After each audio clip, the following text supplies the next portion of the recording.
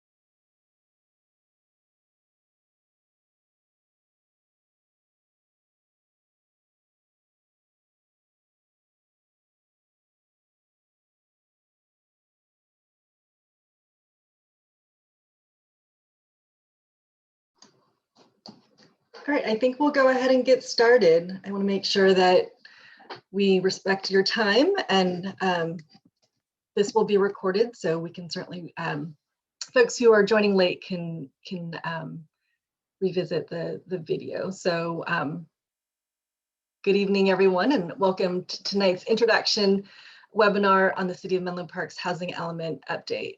We are excited to be here this evening with you to discuss this important project, and we appreciate you taking the time to learn about it. And we hope that you will continue to participate in this effort over the next 17 months. Hi, I'm Deanna Chow. I'm the Assistant Community Development Director for the City of Menlo Park and leading this effort. And along with my colleagues here this evening, we have Deputy Community Development Director Rhonda Kaufman, Senior Planner Cal Chan, and the city's consultant team, M Group, led by Jeff Bradley, and here with him, Sung Kwan, Christina Paul, and Asher Cohn. So the Housing Element Update project includes an update to the city's housing and safety elements and the preparation of a new environmental justice element. All of these components are part of the city's general plan, which is considered the city's blueprint for the community's vision for the future. And some of you may remember that back in 2016, the City Council adopted a general plan update focused on the land use and circulation elements. And so housing, safety, and EJ are a part of that general plan. All of these topics will be further discussed in this evening's presentation. And tonight's webinar is just the beginning of many opportunities to learn more about this project and engage in the process and certainly provide your input, which is important to the success of this project.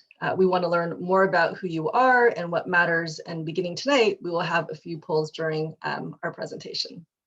And during this presentation, we'll also be reviewing the project schedule and providing more information about how to get involved and stay involved. And then following the presentation, the project team will be able to answer questions. You'll notice that there is the chat feature at the bottom of your screen. Will you have an opportunity to write a question or a comment? And you can also use the raise the hand feature and we'll be able to ask your question. But we do ask that you hold your questions until the end of the presentation. So with that, welcome again. Thank you for being here. And I would like to introduce Jeff Bradley from the M Group, who will kick off the presentation. Thanks. Thank you, Deanna. Jeff Bradley with M Group. Thank you everyone for taking time out of your evening tonight to join us. Really appreciate it. As Deanna has explained, our team has developed 3 high-level goals to guide all of our work on all aspects of this project. Balanced community is a concept so that housing opportunities are increased throughout the entire city in a fair and equitable way. A strong focus on affordability of housing and also social justice emphasis to ensure that all community members have a voice in this process, in this project, and the outcome. And equitable outcomes are a focus of the entire planning effort. As we start up this process, sometimes we are asked, why does this matter? We find ourselves living in a region where the housing challenges are particularly hard to solve, and every city needs more housing. And now is the time to help shape the future of housing in our community.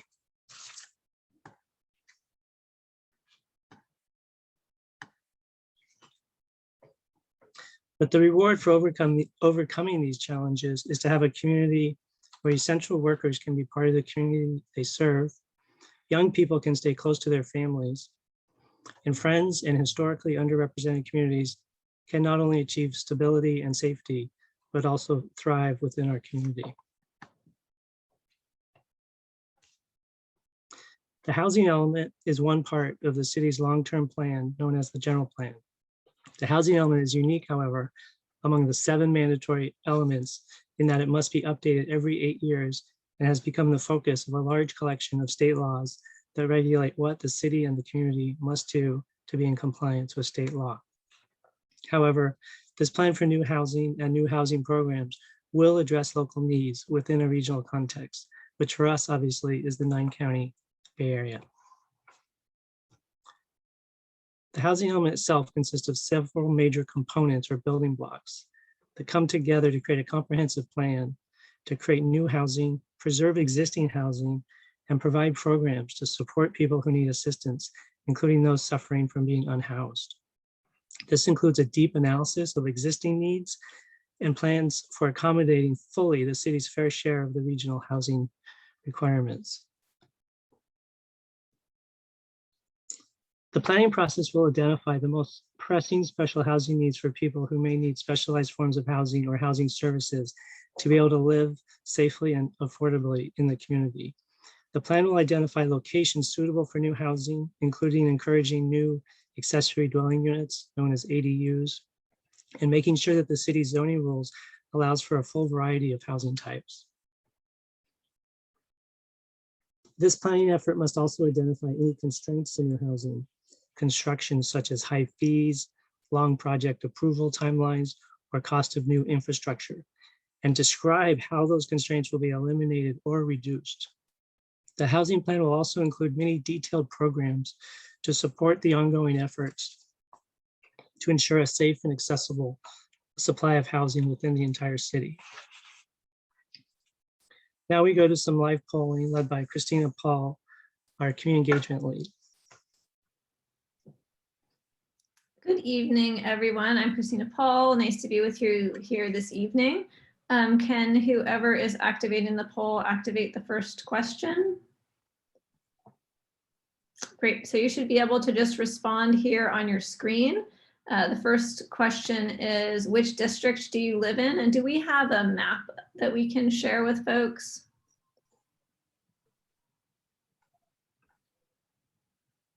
Jeff, if you forward, is it on the next slide?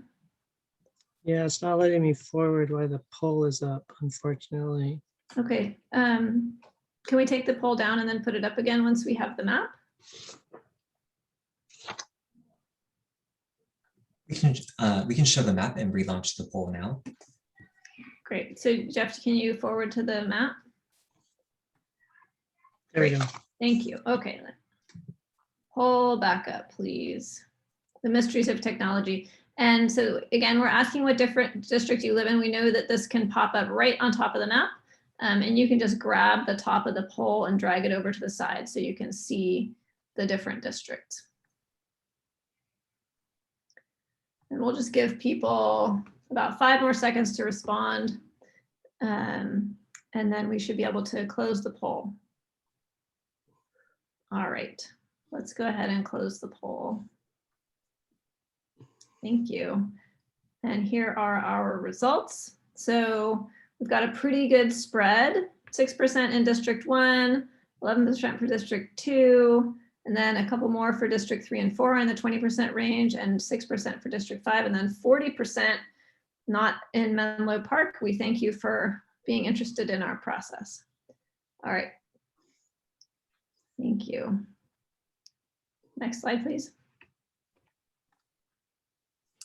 Right, so the next question that we're going to ask is, we're actually going to go into each of these topics a little bit more, but just off of the top of your head, let us know what is bringing you here today. Are you interested in housing, which is one of the elements that we're going to be producing, thinking about where housing goes in Menlo Park?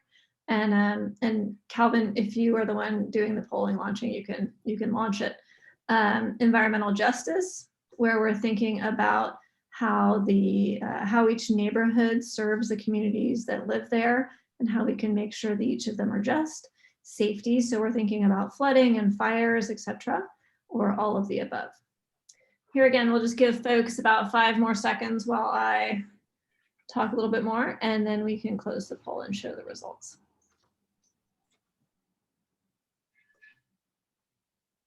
All right, so most folks are here interested in housing, and then another significant portion, nearly the same amount, 37%, are here for all of the above. Great, all right, thanks so much. We will get into everything a little bit this evening and then let you know how you can get even more involved as we go. Thank you, Christina. Thank you for everyone who took the poll, the 2 poll questions. We now turn to housing in Menlo Park and review our initial findings and our approach to this major planning effort. We will share some information on the existing demographics and housing conditions within the community. Housing at a glance, there's just over 34,000 residents served by just over 13,000 housing units for approximately 2.6 people per unit.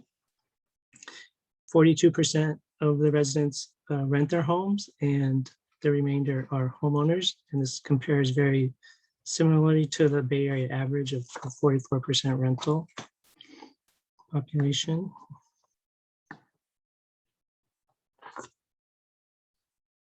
Menlo Park has experienced large increases at the younger range of the population shown here at the 5 to 14.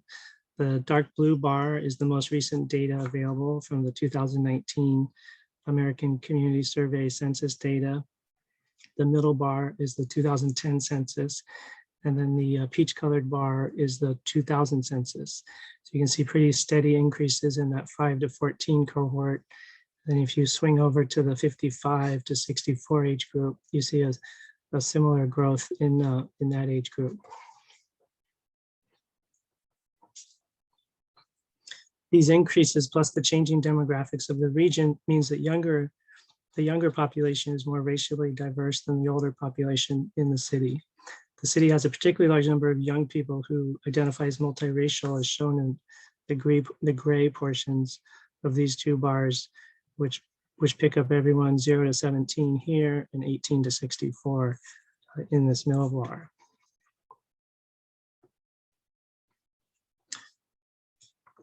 The state classifies areas as high, moderate, or low resource, and notes that the low resource areas are where there is typically much more racial segregation, communities of color, and lower households' incomes. High resource areas typically have higher income households, which more often also have good access to jobs, public and private services, good schools, and healthy living environments. And you can see on this map, 80% of the population lives in the high resource area, the dark blue, 17% lives in the green, moderate or middle, and 3% live in the low resource area in the light yellow greenish color. The high resource areas of the city are occupied by a high percentage, 70% of white people. Very little of Menlo Park is low resource. However, the parts that are disproportionately Hispanic at 64%, as shown in this chart. Homeownership by people of color is lower than that of the white population on average, 45% communities of color compared to 64% for the white homeowners. This next section of the presentation focuses on racial and ethnic equity in housing policy and planning. The state of California passed a law back in 2018 known as AFFH, or Affirming Fair Housing, which requires all cities to proactively address segregated living patterns and break down barriers to fair housing for all members of the community. This map, based on census data, shows the racially segregated pattern to housing within the city that we see throughout the Bay Area and the country for that matter. A local community group put together a presentation based on the groundbreaking 2017 book, Color of Law, created a Menlo Park edition. This research describes in detail the race restrictions in the early days of Menlo Park. Deed restrictions still included, but not enforceable in property deeds, are a potent reminder of the overt discrimination of the very near past. The construction of Highway 101 split the Belhaven neighborhood off from the rest of the city. The NAACP at the time referred to the project as the concrete curtain. And when Menlo Park's population boomed after World War II, discriminatory sales practices restricted Black families largely to the north side of the highway in the Belhaven neighborhood. And these actions carry forward to today, as we can see by the elementary school district boundaries in the southern portion of San Mateo County, showing a close-up where the three districts come together, showing the racial dot map and the clear racial segregation patterns that flow. An important housing issue also is overcrowding, where more people live in a household than it was designed for, usually to save money. In Menlo Park, Hispanic households are disproportionately overcrowded, with 16% of households enduring this impact. The cost of housing in Menlo Park as compared to the Bay Area as a whole is almost literally off the charts, as shown here, with 50%, more than 50% of houses selling for more than $2 million. In the comparison to the Bay Area on the right, the sales distribution is much lower. We'll focus on the requirements for new housing production here in this next section. The housing element will also document, the new housing element will document the progress of meeting the housing goals from the current housing element that was adopted back in 2014. As shown here, steady progress has been made in the very low and low income categories, with 2 years still left for additional progress. Moderate income units have not fared as well, however, with only 8% progress towards the RHNA goal, the regional housing needs allocation. However, the above a moderate income category, also known as market rate housing, this bottom line here, has seen very high production at nearly 800% of the housing goal set for the city by the regional planning agency, ABAG. This begs the question of who this housing is intended for, that we are planning for in the future. As shown here, the income scale for a single person family household up to a four-person household shows what is considered the thresholds for meeting affordable housing. On the low end, it's $38,000 for a single extremely low income person, all the way up to nearly $180,000 for a family of 4. That is a very wide spectrum, but it also shows that even to qualify for affordable housing, people need good, solid, stable jobs and incomes. But we also need to constantly remind ourselves that we are not planning for statistics or faceless income categories. These are real people who have essential and important jobs that make our communities function. This is for people all along the age and income spectrum, also known as housing for all ages and stages. Nearly all of us will experience life at different levels of income. To put the housing needs allocation in context, this slide shows that from the previous 5th cycle to the current 6th cycle, the Bay Area RHNA increased approximately 235%. San Mateo County increased from 16,000 needed new units to 47,000. Menlo Park increased from less than 700 to nearly 3,000. And your surrounding towns range from a low of 200 for Colma and just over 7,000 for San Mateo, with the average being about 2,300.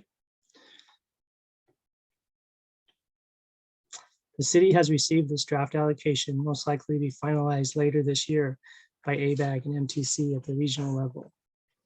The city has received this draft allocation.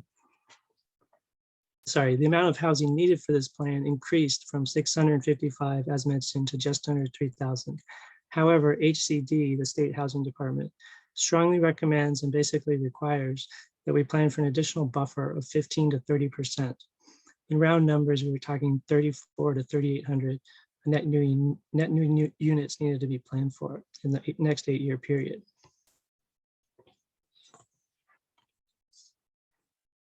This breaks down to about 56% of the units as affordable at the very low, the low, and the moderate income categories. In combination, those are the affordable income housing that's needed to be planned for. And 44%, just under 1,300 units of above moderate or market rate housing units are called for by the regional housing needs. The potential housing solutions available have been identified as 7 shown here at this point, but of course we're open to new ideas as we hear back from the community. At the center, in the largest category, would be sites already identified in the current housing element, but not yet developed, plus sites that have active planning applications known as pipeline projects, which can reasonably be expected to get built during the next housing planning period. Then it would be a wide variety of strategies to ensure a balanced distribution throughout the community, including looking at additional housing plan for downtown and along El Camino Real as appropriate, use of religious facility sites under a new state law designed to encourage that, exploring additional ADU opportunities or incentives, exploring any new housing opportunities in single-family zones, and identify commercial sites that would meet the criteria for a housing opportunity site. We look forward to working with the community to refine these strategies and develop numbers that will meet the requirements required by the housing element statute. And again, we transition to a polling opportunity.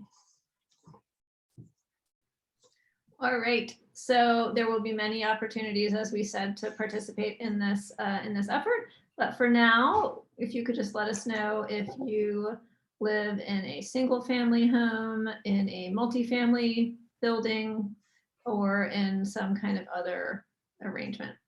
This one should be fairly straightforward. So Calvin, if you count to 5 in your mind, I think you can close it and show us the results. All right, so we have 94% of folks joining us who live in a single family home. That's really interesting. Thank you so much. All right, we can close that and move to the next one. So when you are thinking about where what the most important factor is when you're choosing where to live, do you think most about affordability, about being near work, transportation options, or the neighborhood that you're in, where that's schools, parks, shopping, etc.? This one's a little bit trickier, and my understanding is that you can only pick one. Is that correct? Yes, okay, so you can only pick one. So your most important factor. And this is something that we'll think about when we start to think about, not only why people live where they live now, but also where it makes the most sense for us to think about putting new housing. All right, thanks, Calvin. I think we can close this one. So 63%, the majority, said the quality of neighborhood amenities, schools, parks, shopping, etc. And then about a quarter said affordability, then access to transit and so on. Great. All right, thanks so much.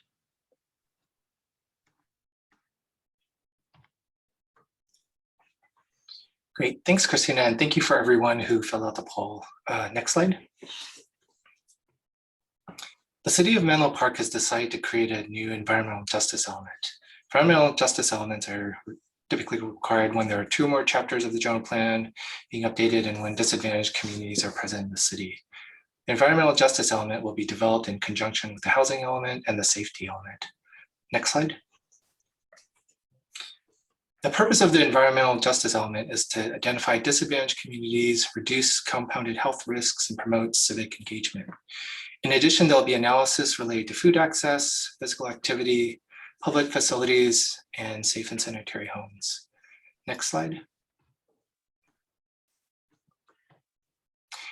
There are a number of possible indicators and characteristics that can be analyzed in the environmental justice element, as you can see here.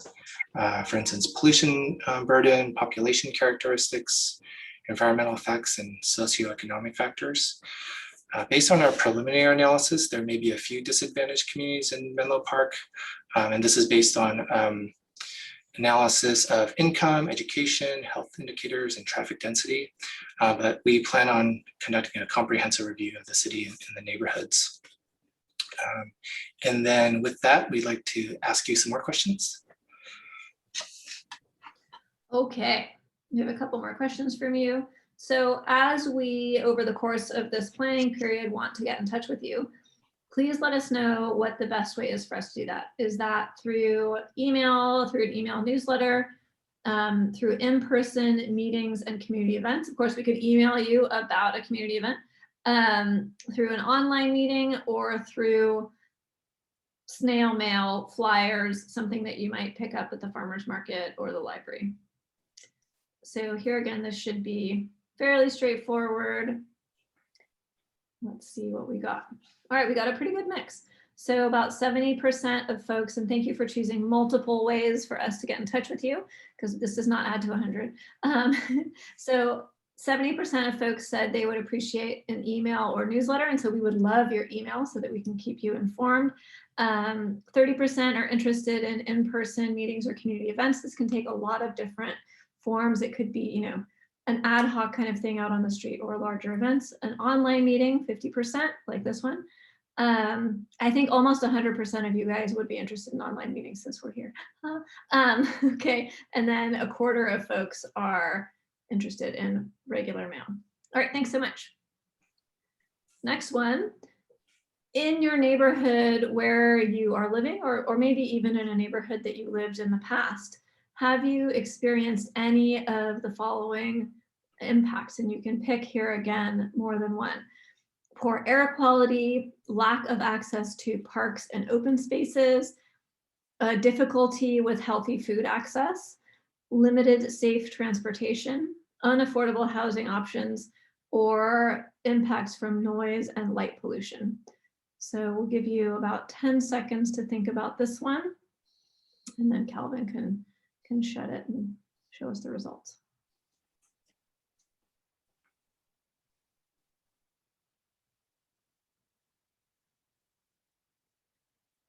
All right, so here again, we got a pretty good mix. The most prevalent one at above 50% is impacts from unaffordable housing options. We hear a lot about this in the Bay Area for sure. A lot of us experience that. 43% both limited safe transportation and noise and light pollution, followed by poor air quality, difficulty accessing healthy foods, and a few fewer people, but some have experienced lack of access to parks. All right, thanks so much for your answers, and thanks to Calvin for pushing the buttons.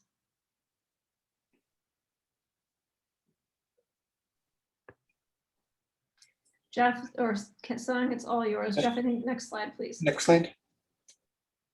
Next slide. Thanks, Christina, and everyone who's filled out the polls. The City of Menlo Park is also in the process of updating the safety element, which is typically updated with the housing element. Major themes in the safety element will include climate change, sea level rise, fire, smoke safety, and other local hazards. Next slide. In terms of the safety element analysis, much of the information will be provided in the local hazard mitigation plan update, which is currently being updated by San Mateo County and various cities in San Mateo County, including Menlo Park. We anticipate that the environmental justice element and the safety element will be tied together, and equity will be addressed in terms of vulnerabilities. And with that, we'd like to ask another set of questions. Next slide. All right, have you experienced any of these in the past in Menlo Park? Wildfire risk, sea level rise or flooding, extreme heat, hazardous chemical spills, or any other kind of public safety threat? You can give people here again about 10 seconds to respond and then look at the results.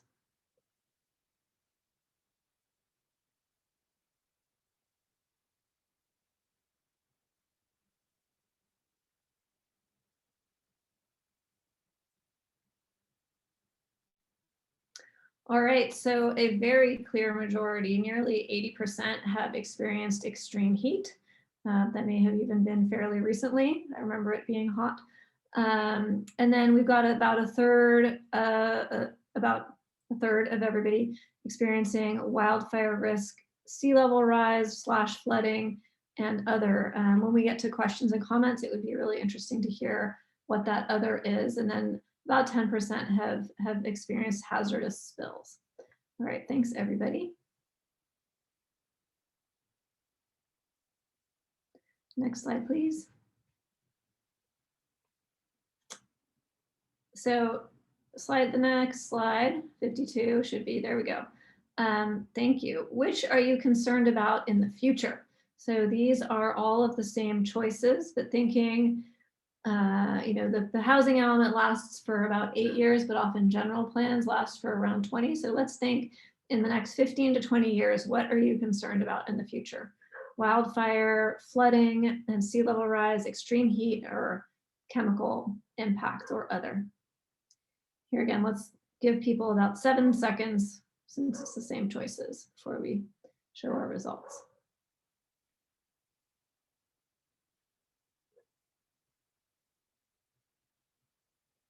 All right, so about the same number of folks that experience extreme heat continue to be worried about it, but significantly more folks are worried about future impacts of wildfire risk and flooding, followed by hazardous spills, and then about a quarter of folks are worried about another impact that, again, we'd love to hear a little bit more about as we go. All right, thanks everybody.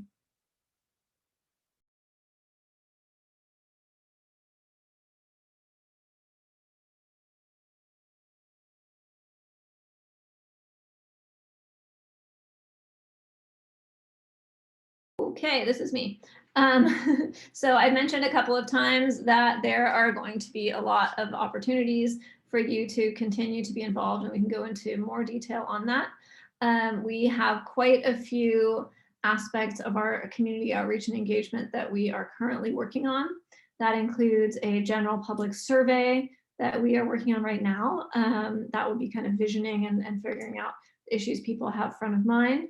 Workshops of various kinds, both online and ones in which we kind of show up at the farmer's market or at the grocery store or other places where people gather. We are currently working on scheduling interviews and focus groups where we talk to different groups, like those who are particularly impacted or statistically likely to be impacted by affordable housing challenges, as well as people from different neighborhoods and interest areas.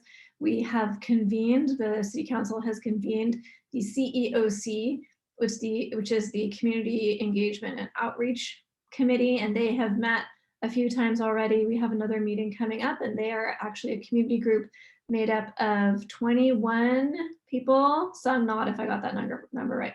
14 people, thank you, who are helping to guide our effort with outreach. So we're running a lot of our approaches by them. We also are talking with the housing and planning commissions, and again, doing pop-ups. So we might be, you know, at a neighborhood event where you might be anyway, and you want to talk to us about housing and environmental justice and safety. And we will again be doing general outreach meetings, both on specific topics like safety and environmental justice, and generally the housing element, or all three of these things together. Next slide, please. Sorry, I'm having slide advancement issues. Oh, there we go. Okay, so we are required by the state of California to have completed this housing element by the end of 2022. If we do not, there are all kinds of nasty things that happen, including having to do the next housing element, not in 5 years, not in 8 years, but in 5. So we're going to be adhering to that deadline. And this is going to take place in phases. Right now we're in the visioning and existing conditions phase. Then we're going to be moving on to site selection and draft plan development. So that's where we pick where housing could go, and we develop the draft environmental justice element and the safety element and the housing element, all of those supporting documents. Then we're going to need a fairly significant amount of time to do our environmental analysis so that we can support all of this from an environmental perspective. And then all of this work is going to adoption and certification. And you can see those time brackets here. We do want to be really clear that there are a variety of community engagement opportunities at each of these in each of these phases. And you can see a few of the activities in the dark blue that we're going to be going through in each of those phases. And if you guys have any questions about any of this, feel free to pose it when we come to questions. Next slide, please. We do have a housing element website.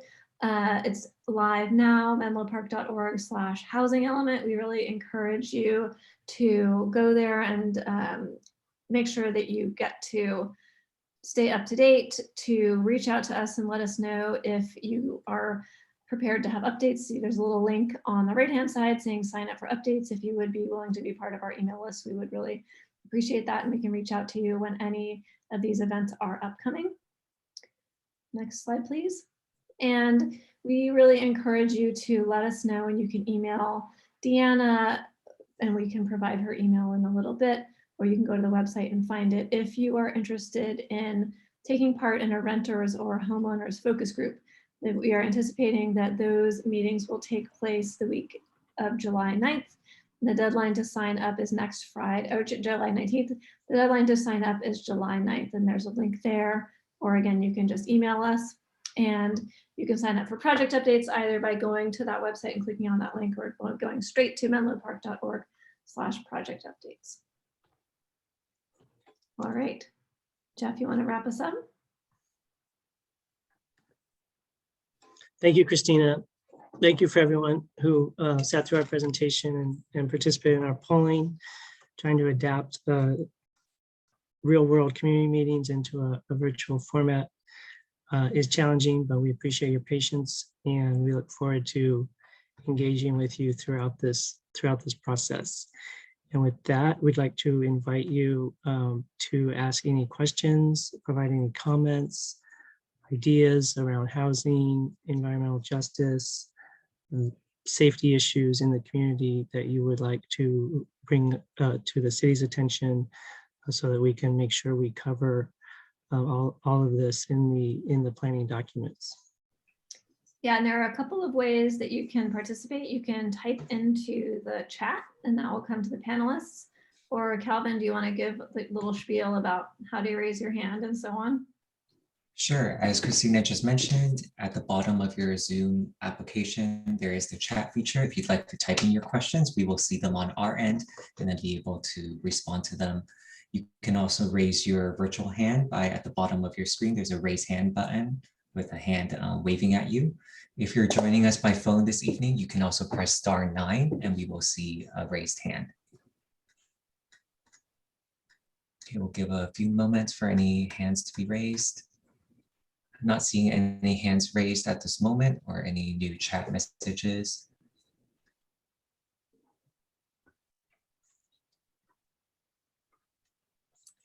So here we go. Sorry, Calvin, you go ahead. So we have have a chat question. Sorry. We have one chat question from Angela Evans. Are there additional options to join the CEOC? Angela is a particular member of the Environmental Quality Commission and deeply concerned about climate impacts on Bellhaven, and wondering how to make sure that those concerns are incorporated. Deanna, do you want to address that? Yeah, thanks. I Thank you. could go ahead, and thank you, Angela, for your interest and for serving on the Environmental Quality Commission. So the CEOC is, as mentioned earlier, a 14-member body. There is I believe, a vacant position in District 5 right now. I think the way to continue to participate and to be impactful is to come to our meetings and to provide your input. I think that is a valuable way to make sure that your concerns and your ideas come across, and to then be able to engage in dialogue with other community members around those ideas. You're welcome to attend the CEOC meetings and participate in that manner. I think there's been a lot of progress made with the CEOC, and I think it's probably closed at this point to new membership, to expand the membership. But that doesn't mean that there's not other ways to participate in this process. Yeah, and I just want to add, Angela, thanks for your question and concern around liquefaction risk, areas with hazardous waste, et cetera. And I do really want to highlight that the environmental justice element is really going to be focusing on those issues. And we were just preparing today for environmental justice focused work that's identifying particularly focus neighborhoods essentially that would qualify the city of Menlo Park for needing to prepare an environmental justice element. The city is planning on doing it, but there's also a legal requirement to do that. And so participating in those events would be particularly interesting for you also, I think. We have a second question from Fran. Yes. If I just wanted to clarify for Angela as well, that the CEOC is the primary focus is on outreach and engagement. So we're identifying ways to better engage with the community through the CEOC process, and with your ideas about liquefaction and other concerns, certainly that would be expressed during the outreach process, or your input would be collected during the outreach process. We have another question from a community member asking how many people are in attendance in this webinar. Over the course of this evening, we've had approximately 30 attendees. This meeting is being recorded and we will be uploading to our menlopark.org/housing element webpage so that there will be opportunity to review this again in the future.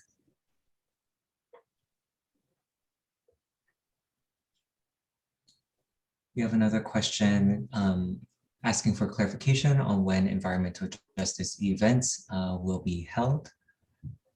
Sung or Christina, do you want to talk about the phasing? Sure, so I'll jump in. I don't have a specific date, but if you sign up for updates, we will definitely let you know in advance of those events. And then somebody who was called Candace, but seems like she's actually called Gloria, and we're sorry for that confusion in naming, asked if there are going to be possibilities for engaging Spanish-speaking households. And yes, definitely. We are planning on translating all of our written material into Spanish, not necessarily all of the PowerPoints, but all of our printed material into Spanish and our newsletters and so on, so that folks know what's going on. And then we will have specifically Spanish-speaking events or groups at larger events where folks who are more comfortable speaking in Spanish can participate.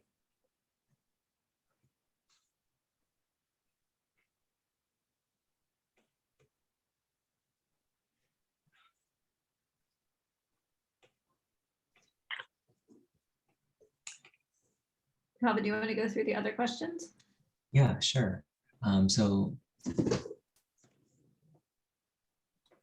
there's another question about, in addition to uploading of the video recording, we will be providing these slides online. We see a concern that there have been no studies on the effects of multiple 68-story buildings on a neighboring residential area. Do we want to speak to that at this moment?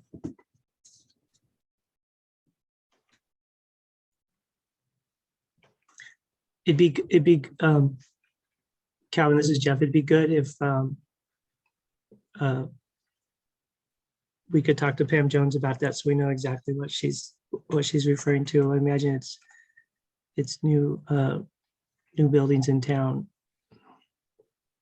Sure, and Pam, there's a form just on our main housing element page that you can type in this question. It's the email button, and those questions will go directly to us as a project team, and we can get back to you. And folks can also raise their hands and speak. That's definitely encouraged. Correct. Thank you. Calvin, what's next? Is the focus group form on the Menlo Park Housing Element website page. There are links to this material. Jeff, if you want to go back a couple slides, it's menlopark.org/focus groups. That will take you directly there as well. And of course, you can always email us and we can add you to that interest list. Yes, and Fran is asking, will work focus on districts or neighborhoods? We are going to be thinking mostly about neighborhoods. The general plan has some definitions and descriptions of neighborhoods, so we're going to be starting with that as a springboard, but actually part of our environmental justice work and initial housing element work is going to be putting a little bit of a finer point on what is appropriate in terms of those planning areas. How do neighborhoods or areas really feel like they cohere so that we can plan for areas that make sense to the folks who live and work in those places. Nihizi, there were 29 people last I checked attending, not counting the folks who are on the screen. I would also like to thank those members of the Community Engagement Outreach Committee attending tonight. It looks like we have Nihizi and also Mikkel Bortnick.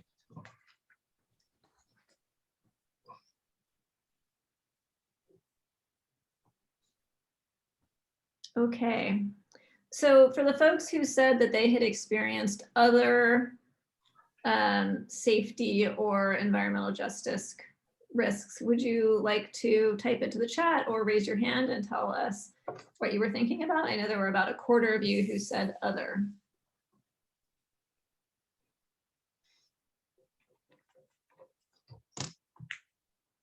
Smoke, yes, for sure. Orange skies. Air quality. Smoke, we listed fire danger, but not smoke. All right, thank you. Maybe that sums it up.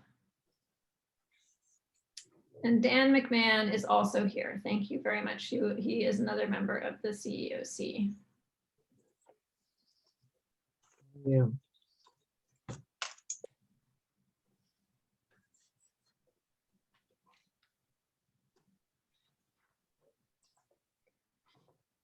Okay.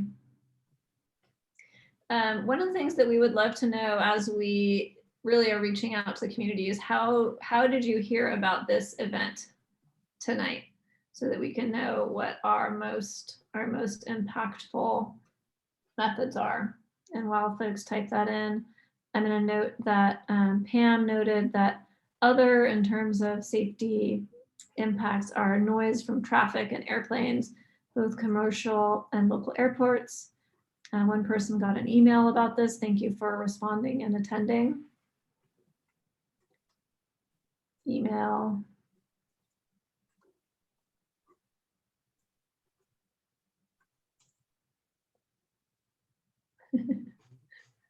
We have a frequent flyer who's on every alert. Thank you for your dedicated public participation.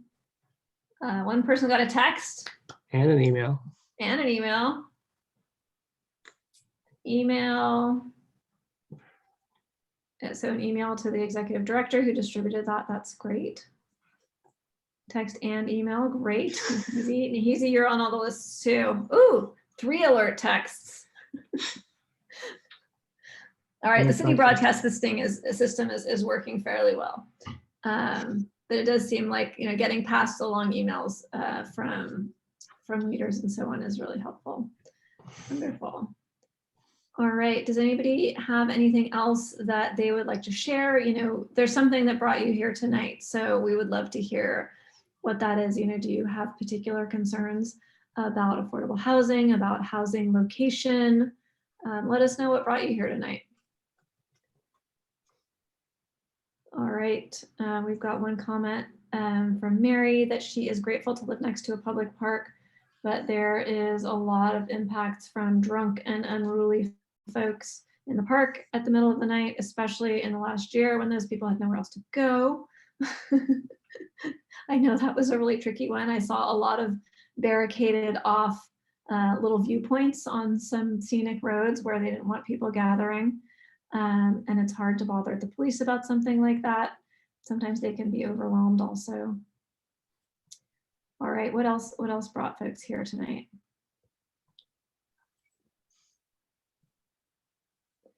Pam is interested in the equal distribution of below market rate units near services and transportation. So thank you. That's a really big focus of our work, of thinking about the equitable distribution of the housing that we propose or begin to plan for in this housing element.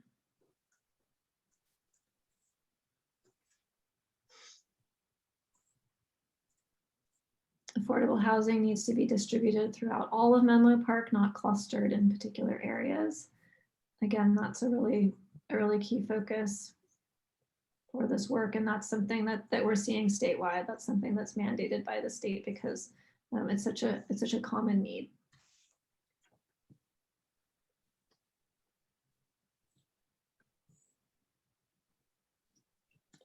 All right, I don't see any other immediate comments. Jeff, Sung, or other panelists, are there other things that you want to ask the folks who have gathered with us?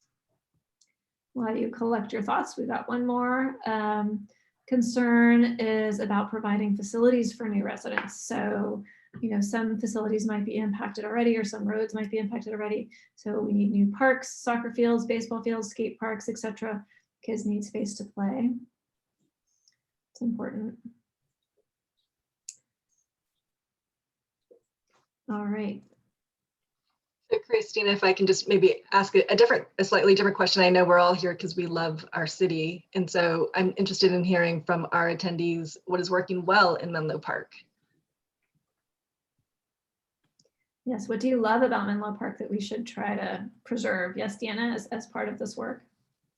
Yeah. Or forward or improve or build Right, on. Yeah, it's certainly what is working well, and then what are some of the key opportunities? And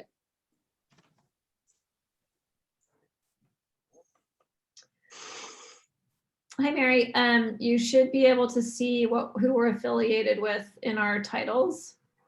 So most of us, or half the folks up here, are with the city. Otherwise, we were with M Group, and it says that in our titles.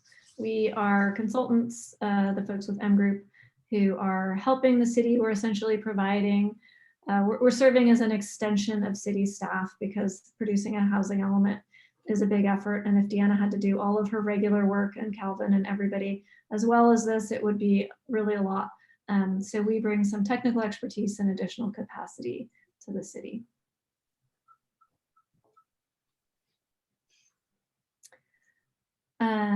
So Gail really likes residential areas that do not exceed 2 stories, lots of trees, sidewalks, and bike lanes. So it's pleasant to get around. Fran says we should continue to preserve open space and parks for all. Judy is only able to see me. It is, yes, your view. You should be able to see us all now. Especially if you click on view and then gallery. So there's a little thing in your upper right-hand corner that says view. Hi. All right, what else have we got? Oh yes, so Zoom is hard. Here we all are. All right, anything else? It must have been really hard to see the slides on a phone. This is why we try not to put too many bullet points on one slide. Actually, Christina, could you ask that question I wanted to ask about the devices? Jeff, do you have any questions that you would like to ask? Yeah, we were speculating before the meeting if most people log onto these meetings on a smartphone, an iPad, a laptop, or a regular desktop computer setup. And that'll help us design our presentations to be appropriate for the screen size that people have. So we have a laptop, we have a MacBook, or an couple of iPad. phones. Laptop, MacBook, desktop, iPad. Laptops, a lot of laptops. So many laptops. Not too many phones, that's good. So the people who are using iPads, can they see the presentation at any level of detail?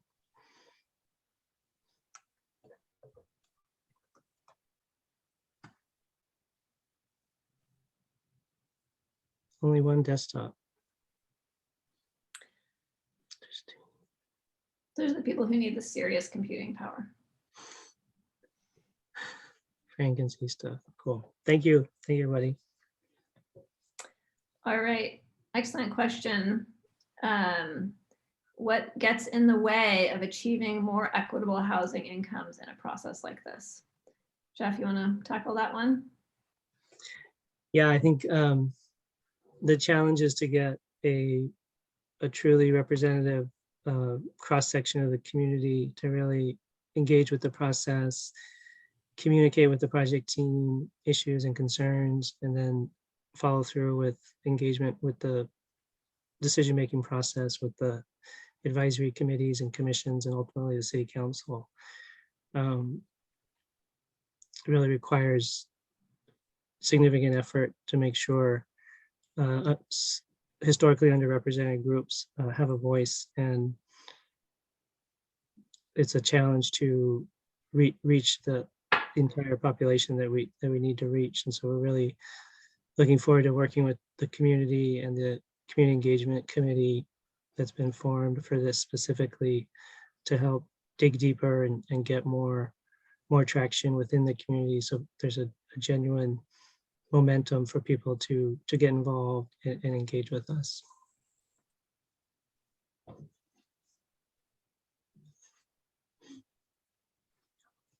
It's Mihao, right?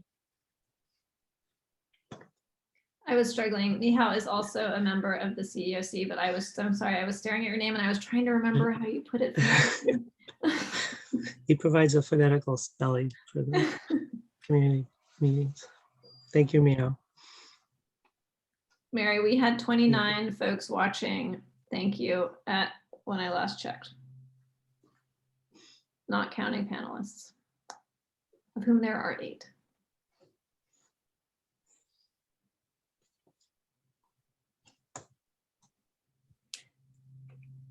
Any other questions or comments? I feel like we didn't get too many responses to Deanna's "What do you love about Menlo Park? What do you feel is going well?"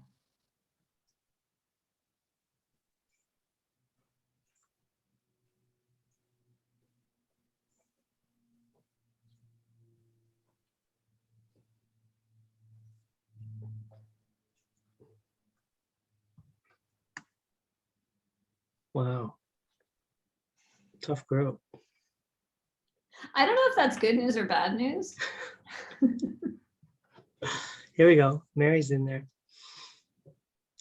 It's still one of the most walkable, enjoyable communities around. Very cool.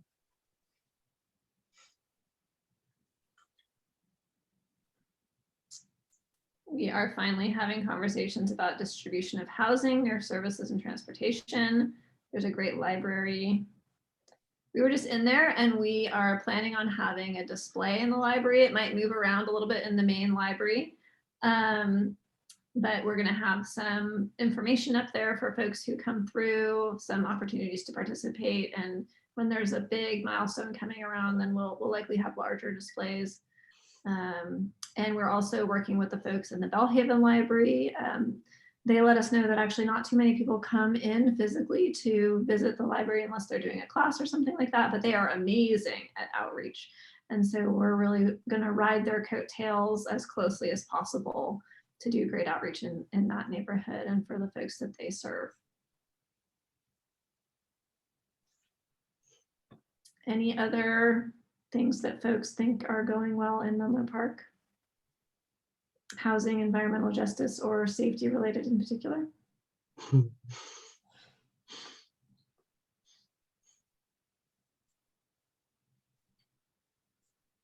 Okay. All right, seeing none, Jeff, I'm going to hand it over to you. And I'm not sure if Jeff, you or Deanna are going to do our wrap up. Thank you, Christina. I want to thank everyone who came and encourage you to stay involved and help spread the word within the community with your friends and neighbors. We know informal outreach can be very effective to let more and more people know about the importance of what is happening and why it matters for the community, the entire community. So we we look forward to seeing you at future meetings, and thank you for getting in at the early end of the process for this, and look forward to a productive effort leading up to adoption at the end of next year. Thank you. Thanks, everybody.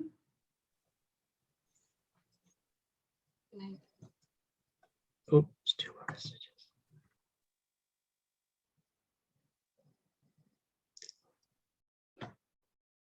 Thank you. Thanks, Calvin.